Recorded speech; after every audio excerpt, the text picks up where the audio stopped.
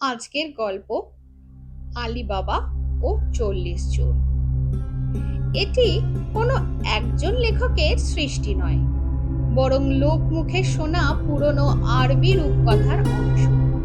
এই গল্পটি প্রথম ইউরোপে পৌঁছায় ফরাসি অনুবাদক আন্তোয়ান গ্যালের মাধ্যমে, যিনি এটি শুনেছিলেন এক সিরিয়ান গল্পকারের মুখে। তারপর থেকেই এই গল্পটি দুনিয়া জোড়া জনপ্রিয়। রূপকথার দুনিয়ায় এটি এক অমূল্য রত্ন।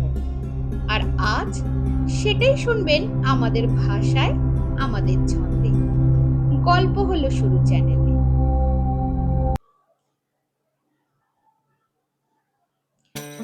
অনেক দূরে এক দেশে ছিল দুই ভাই, কাশিম, আলীবাবা নাম ছিল, যাদের চিনত সবাই। কাশিম ছিল ধনী, অহংকারে ভরা, আর আলীবাবা কাঠ কেটে বিক্রি করে দিন চালাতো বেচারা। আলীবাবা একদিন জঙ্গলে কাঠ কাটতে যায়। হঠাৎ ঘোড়ার শব্দে সে চমকে যায়। আড়াল থেকে দেখে ৪০ চোর এলো ঘোড়া হাঁকিয়ে।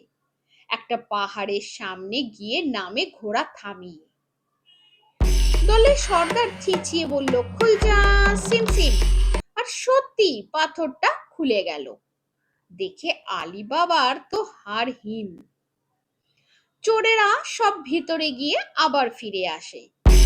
সর্দার বলে, বন্ধ হো যা সিম সিম। পাথর বন্ধ হয়ে আসে। আলীবাবা এই সব কিছু দেখছিল লুকিয়ে।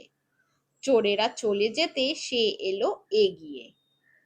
পাথরটার সামনে গিয়ে বলল সে জোরে। আর সত্যি পাথরটা সরে গেল ধীরে ধীরে। ভেতরে গিয়ে দেখলো সে সোনা দানায় ভরা। তবে সে নিল কিছু স্বর্ণ মুদ্রা, একটু সচ্ছল হওয়া। কিন্তু লোভী কাশিম কোনোভাবে জানতে পারে ভাইয়ের মুদ্রা পাওয়ার গল্প। অমনি সে সব জেনে দৌড়ালো, কারণ তার পুরো রত্ন ভাণ্ডার চাই, নেবে না সে অল্প। গিয়ে পড়ে সেই গুহাতে, মন্ত্র বলে ঢোকে। কিন্তু ফিরে যাওয়ার মন্ত্র মনে নেই তার মগজে। বন্ধ হো যা সিম সিম, মন্ত্র ভুলে যায়। চোরেরা আসে, কাশিম পড়ে মহা ফাঁদে। হায়! এই সময় চোরেরা হঠাৎ ফিরে আসে।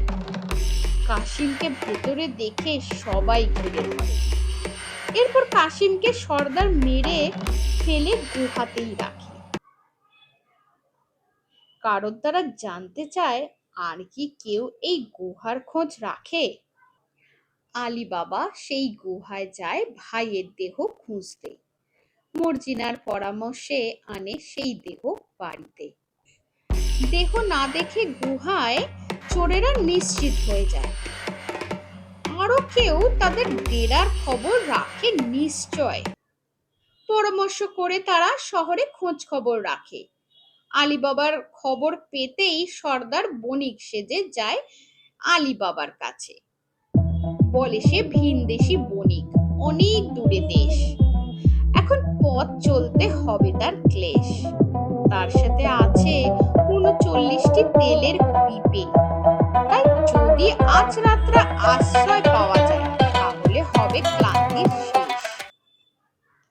আলীবাবা ভালো মানুষ, মনে ক্লেশ নেই। তাই সে বিশ্বাস করে আশ্রয় দিল তার ভাইয়ের খুনিকেই। কিন্তু এই কথা জেনে ফেলে বুদ্ধিমতী মর্জিনা। বুঝতে পারে তেল নয়, প্রতিটা পিপেতে চোর। আর দেরি করা যাবে না, এ ষড়যন্ত্র ঘোর।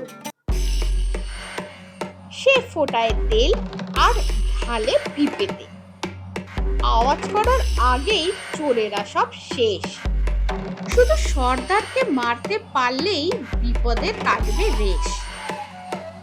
সর্দারকে খুশি করতে নাচের আসর বসলো। মর্জিনা সেই আসরে নাচতে নাচতে সর্দারের বুকে তলোয়ার ঢুকিয়ে দিল। আলীবাবা সব জানতে পেরে বিস্ময়ে অবাক। মর্জিনাকে প্রাণ ভরে আশীর্বাদ করল, বলল, তুমি আমাদের গর্ব, তুমি করলে আমাদের পরিবার এক। এর থেকে আমরা এই শিক্ষা পেলাম, সততাই শক্তি, লোভে হয় ক্ষয়। চোরের পথ নয়, সত্যিই ভালো। আলী বাবা ছিল সেই পথের আলো।